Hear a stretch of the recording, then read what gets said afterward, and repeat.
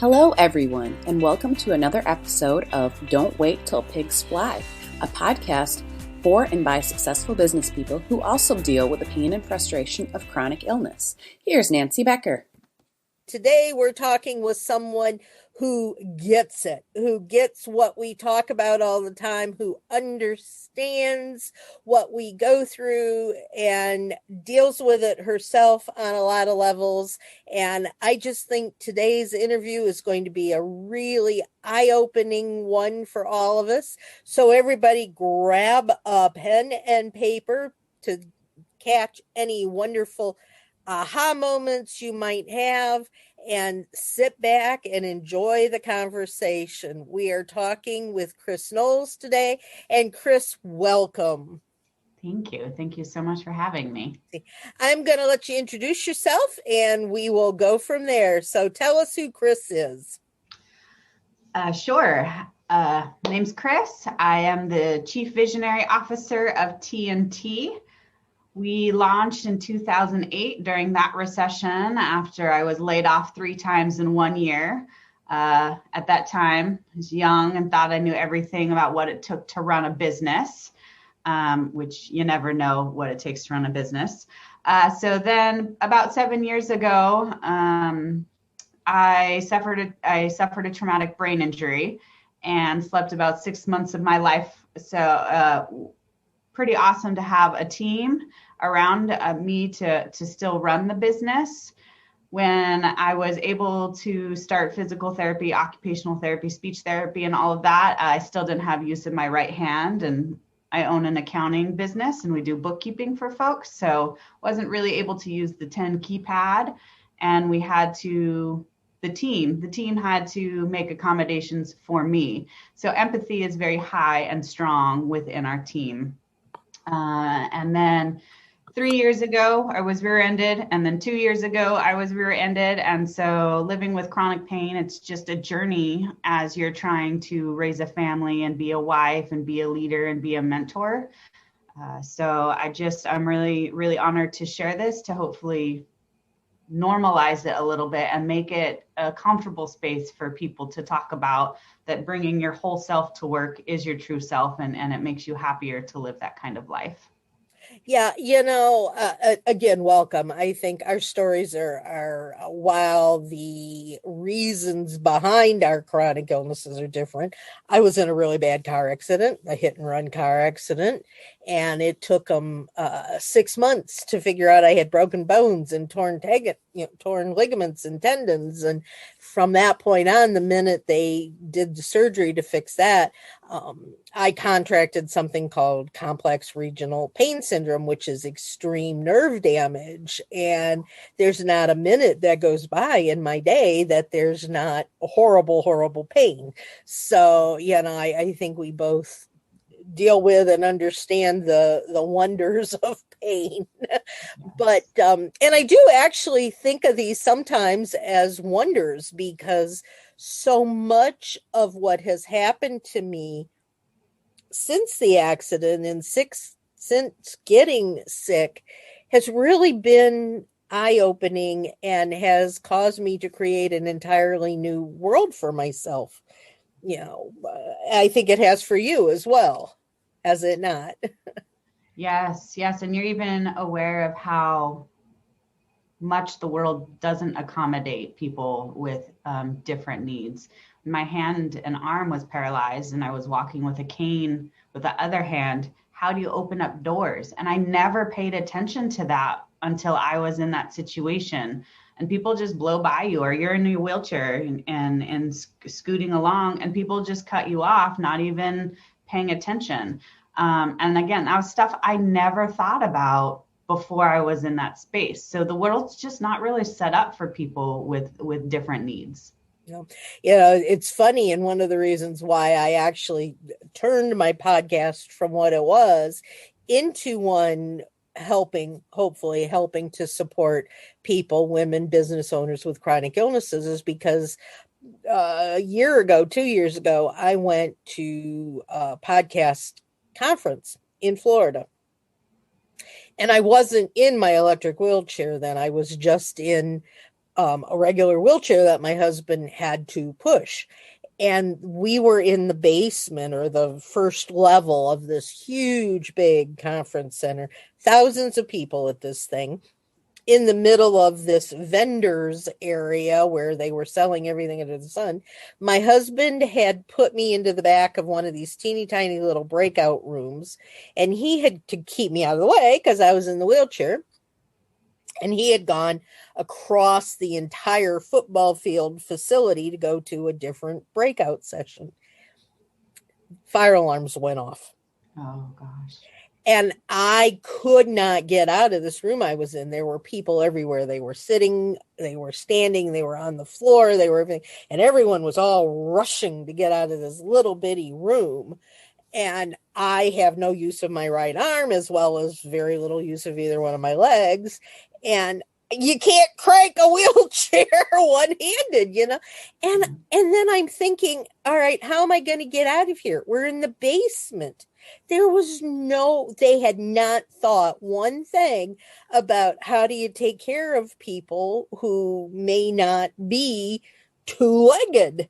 You know, I couldn't get anywhere. Finally, my husband got to me and he got us pushed out of there. And luckily it was a false alarm. But, you know, that makes you start to think, I've got to make an entirely different way to run my life, because people don't, and you're right, people rush past you, you know, they don't stop to open doors. I'm sitting here trying to use my feet to hold open the door as I'm getting a wheelchair in. And yeah, and it was like I had just mentioned to you, I don't feel good today, and I had thought about perhaps maybe rescheduling the appointment, but I had done that with somebody once, and we don't know each other, so I don't know how you deal with things. And when I had tried to reschedule an appointment with someone earlier this year, they got all upset and said, well, obviously you're more important than I am, and so we'll just forget the whole thing. And I'm going, I don't want to go through that again. I don't want that stigma, you know, put on me that just because I don't feel good, I care more about myself. So I'm going to go ahead and do it. You know, I'm going to do the interview, come heck or high water. And, you know, sometimes that's hard. And we have to understand that we have to be open to new things. What are your thoughts?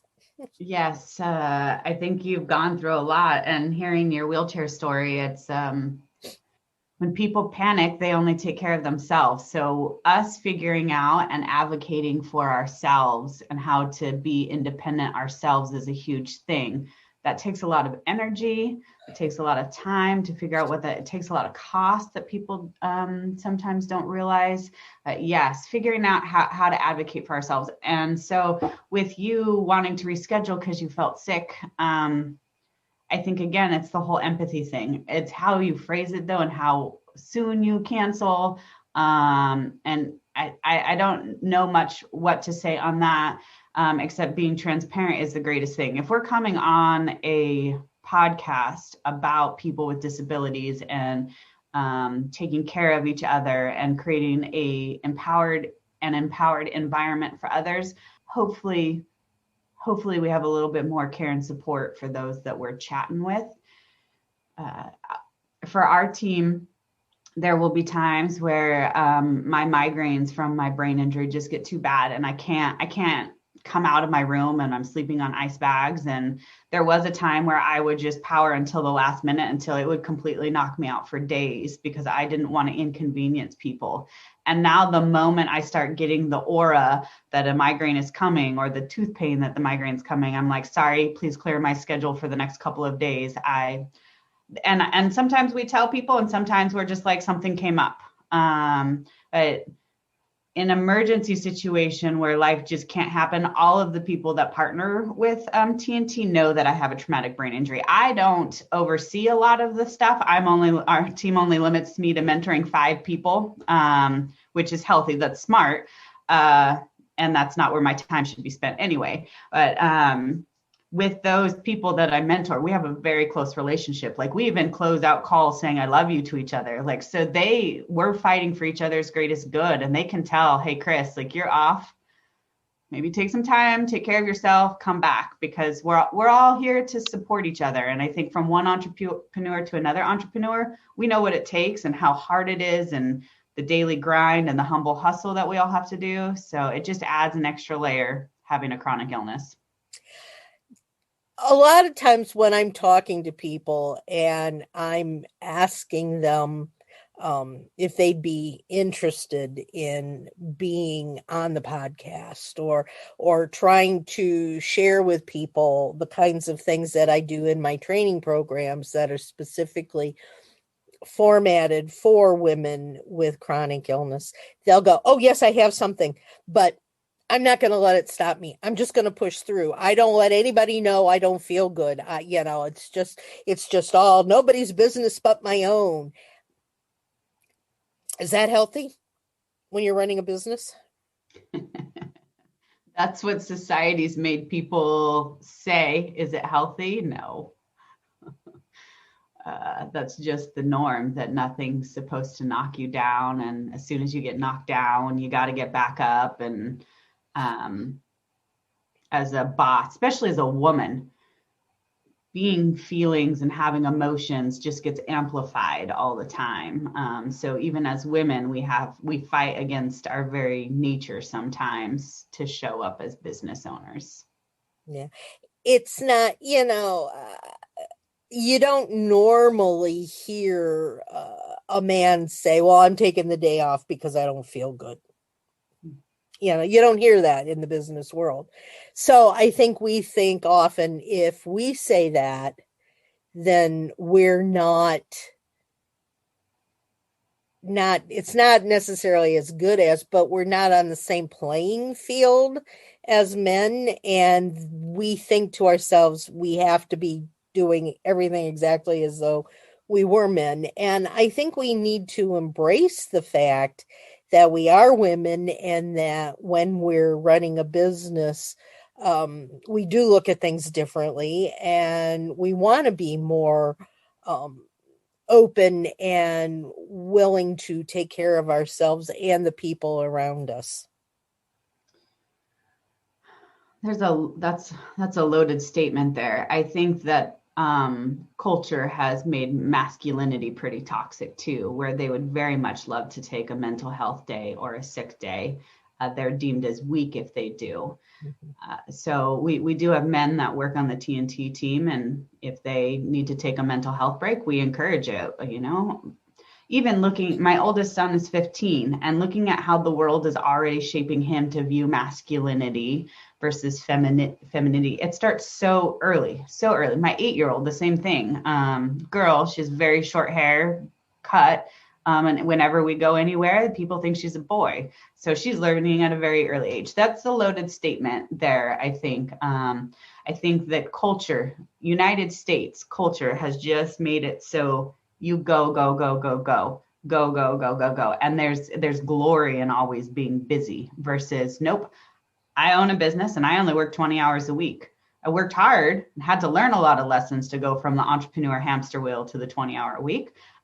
In that, there's no more saying, oh yeah, I'm on all the time. I answer my emails all the time. I don't even have email on my phone. Like when I'm off work, I'm off work. And that's the team that we've set up. So I think that is where we are. We have to draw our own boundaries for ourselves and not worry about what other people say or feel, because those aren't our people. That's not our tribe. And we have to stop caring about that. It's harder to do than what the words are coming out of my mouth. But that really is what we need to do for our own mental health. Yeah, and that's what I was trying to get you to say was that, and I totally agree with it. The Business Success Unlimited Patreon page is now live.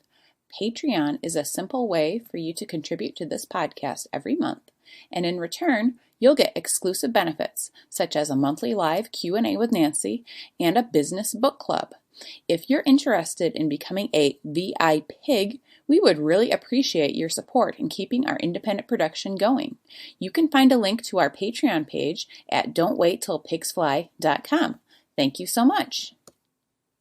And it is hard. We have been trained so well for so long by the world around us that we have to be, yeah. And it's hard enough, I think, for women, to say, I'm a business owner. One of the things that I fight against all the time working with women is just that, well, I want to have a little bit of money for myself. And as a financial person, you probably understand this better than most. There's a difference between bringing in money and having a profit. And you laugh. And, so many of the women that I run into say, well, I'm a business owner. I made $200 this month. And I'm going, how much did you spend? But then they think, well, again, it's this, I have to work because there's either I'm going to take the time off because I don't feel good. And if I don't make any money, I don't make any money. Or the other fact that I've got to make this money, no matter how I feel, I've got to work. There's got to be some sort of a balance in there, I think. But I think you've got to understand what does being a business owner mean, and then we have to look at how society treats us as women business owners. Yes. You can, well, on the podcast you can't see, but I have purple hair, and I fight very hard against cultural norms of what an accountant is supposed to look like. When we first launched TNT, we were accounting and HR. And I would get comments all the time, because when we first launched, it was just me. And then 3 years later, we brought on first employee, and now we're up to several big teams. I get lots of comments like, you don't look like someone in HR. You don't look like an accountant. And even when we would go places in our logoed gear, my husband and I, people would always ask my husband, oh, what's your business? And my husband, bless him, he would just say, oh, I'm just the arm candy. It's actually my wife's business. So he would redirect it pretty quickly. For a very long time, that is how it is. Or people talk about your little business or your little side business. And I don't care who you are. If you're a solopreneur, if you're an entrepreneur with teams, you are building something. And I just love that you brought up the revenue versus bottom line, because we mentor multi-million-dollar businesses who are in debt, who are negative on their P&L. And then we mentor businesses that have lofty goals to make sure that they're doing profit sharing with their teams and they're paying above market wages. And that, yes, cool, they're bringing in money. They don't really care. They do care. I'm going to rephrase that. They want to make sure that they're taking care of their team. So if their profit margins aren't quite so high, that's okay, because their team is engaged, and that's the impact they want to have. It's not just turning money. Where then you do have the people who want the passive income, and that's a whole different type of entrepreneur that we don't work with. We work with owner operators. So yes, love that conversation. And people are afraid to talk about money. They love to come out and say, "Ooh, I made X amount of dollars." And then when you do ask them, well, what was your bottom line? What are you preparing to scale for? And they're like, I don't want to talk about that, or I've never been taught that, so I don't even know how to do that. I'm just excited about this. So celebrating that all the time, because making sales is hard, and it's hard to do. And if you understand the difference between the two, I think that's a huge step in the whole business knowledge area. So I think that's great. I love the saying that says, well, I've got to have money because I still have checks in my checkbook. I think that just is, but I've actually known people who were that way. And taking that a step farther, you get people who, again, not understanding the difference between, revenues and profit and all that. I'll say, what are your goals for 5 years from now? And they'll look at me and they say, I can't even decide what I want for dinner tonight, let alone 5 years. And that's not real good for the bottom line either, is it? No, I think though that again, it depends on what type. If you're talking about a solopreneur or MLM company owner, that they really are only looking, they haven't thought out because they created the business out of convenience or need, not really a purpose or a passion for life. So I hope nobody's offended by saying that. And a lot of times, if you're in an MLM, it speaks to you in that moment and what you want to do. If you're in an MLM, that company has the vision. That company has the 10-year and the 5-year. And so you are in it for the ride with that company. You don't really have to think long term. You think you don't have to think long term. But really, if you do, if you want to make something and build a team, building out the 10-year, the 5-year, the 1 year, the 30, 60, 90 days is instrumental to your business, whether or not you have a disability or whether or not you're a woman. So, because the bottom line is, whether you've got a disability or not, running a business is the same, I think. But when you have these additional challenges going on, you have more things you have to add into the mix. But you still got to have the basis of what it means to have. And I work with entrepreneurs. I do not work with MLMs. I do not work with. I get really frustrated when I get into a group on Facebook and these women are saying, "Hey, I want to start my own business. Somebody tell me what I should do." And I see that all the time. And I go, no, I can't do that anymore. I did it for a while and tried to help people figure out what it was they really were good at and what they wanted to do. And I went, no. So I work with businesses who've been around for 5 or 10 years, and they at least get, what it means to be in business. And that's hard. And I know the last question that I'm going to ask you before we end the conversation is, in your application, you talk about stress and how to alleviate stress in the financial realm. Tell us a little bit about that. yes. For you, what I heard was that you like to work with business owners who have gone up and down the mountain a couple of times. Yeah. Okay.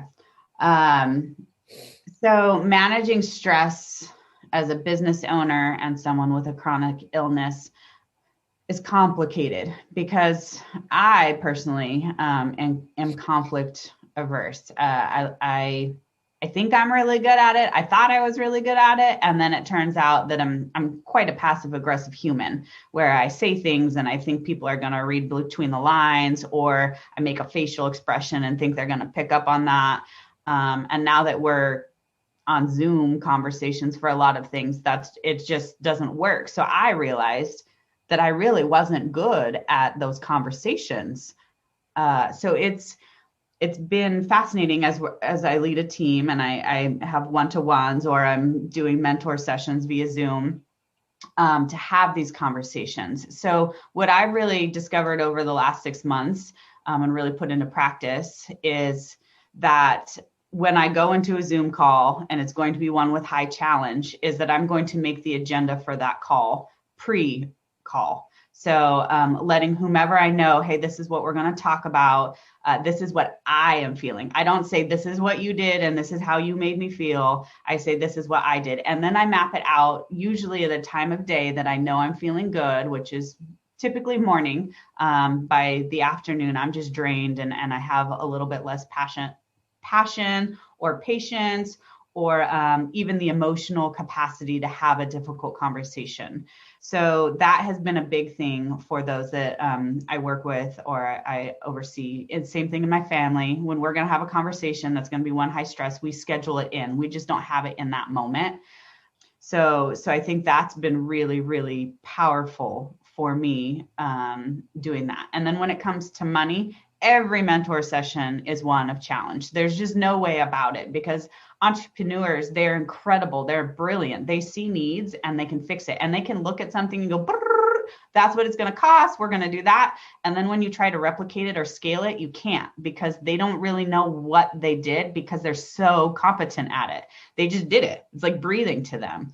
So when you have to sit back and pull pieces to them, that's draining to them. So you have to make sure to figure out when they are feeling their best and schedule that in. So we just make those reoccurring financial sessions reoccurring at the same time, because that's going to be a challenging conversation for them, not for me and not for our team, because we love to do them. So those would be the main things. And then talking with you a little bit earlier about the spoon theory, highly recommend this to anybody who has a chronic illness or pain or anything like that. Looking up the spoon theory is a game changer in my family, because you want to be normal, quote unquote, normal, and fill your 8-hour day like every other person does. Just when you do certain activities, they drain you more than, quote unquote, the normal person, able-bodied. So I think that the spoon theory has been just great, because by the end of the day now, when I get done and I come home, my husband's like, "Are you out of spoons?" And I'm like, "I'm -3 probably." So he'll move things around on his schedule to take care of me. Or I'll email my team and just say, "Hey, whatever we had planned tomorrow, I probably, if we have a quarterly planning or something, a big budget for a big company coming up, I'll be like, 'Hey, can you handle this without me? Because I'm -spoons." And they all get it now. So it's common language in a non-challenging way is great when you're setting your teams up for success. And I know, guys, we've talked on the show before about spoons. And if you're interested in learning more about it, you can Google it. You can go back and listen to the previous podcast that we did on spoons. It's a fascinating concept and really makes a lot of sense once you dig into it and understand what it's talking about. So I appreciate your mentioning that, because it does do a lot to help people that need it. Who is your ideal client? Ideal client, owner operator.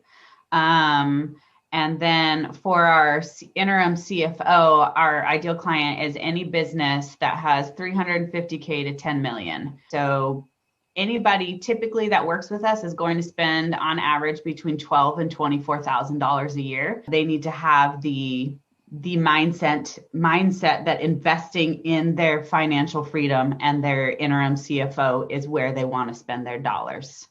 And that's really the ideal client. 90% of who we work with is women-owned businesses. And then the awesome dudes the men that we work with are all about empowering women and making sure that the equality is working their way in. That's Tinkerbell. Wanted to make an appearance. She needs to photobomb me every time. Awesome. She's a goof.